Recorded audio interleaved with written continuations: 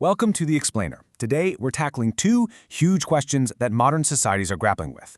How do we make sure our seniors age well, and how do we build a real sense of belonging for absolutely everyone? So, what we're really doing here is breaking down Singapore's social blueprint, and you'll see it pretty much rests on two massive pillars. First, supporting an aging population, and second, fostering a sense of citizenship that's really deep and rooted. Okay, first up, let's jump right into the challenge of an aging society. I mean, this is a massive social and economic question, right? And it needs a really powerful two-part solution to even begin to address it. And as the Prime Minister pointed out, the clock is seriously ticking on this one. This big demographic shift, it's happening fast. So that brings us to the core question. What's the best way we can help the elderly in Singapore to really age well? All right, so let's dive into this.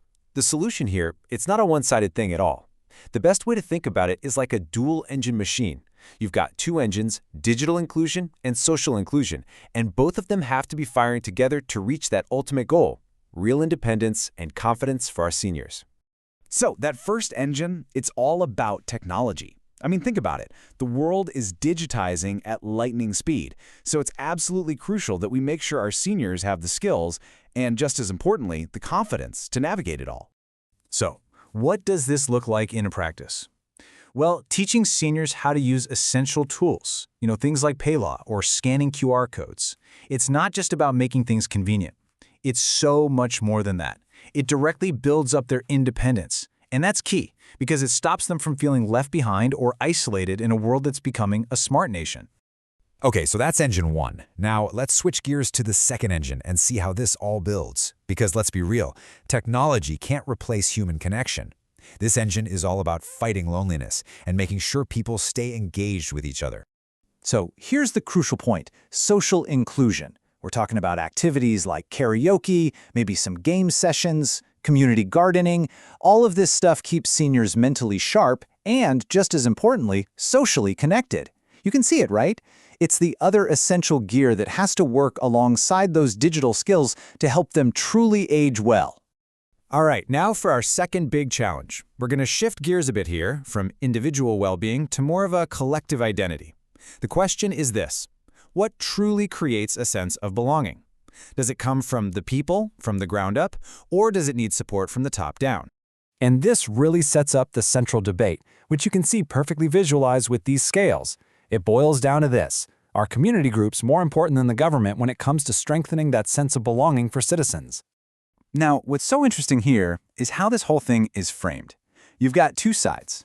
On one hand, you have the organic, the emotional work that comes from ground-up community groups. And on the other hand, you've got the funding and the big structural platforms that are provided by the government. So let's take a look at the first piece of this puzzle, the role of the community.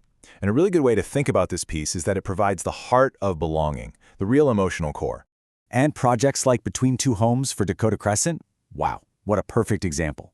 What these projects do is they preserve local memories, all those shared stories, and that creates this deep emotional attachment to a place. Something that, let's face it, abstract government policies just can't replicate. It's personal, it's real. But here's the thing. Heart, on its own, isn't always enough, is it? All those passionate, wonderful ideas, they need resources to actually grow and make a real impact. They need fuel to make big things happen. And, well, that's where the government comes into the picture. So the government's role here is to act as a structural enabler.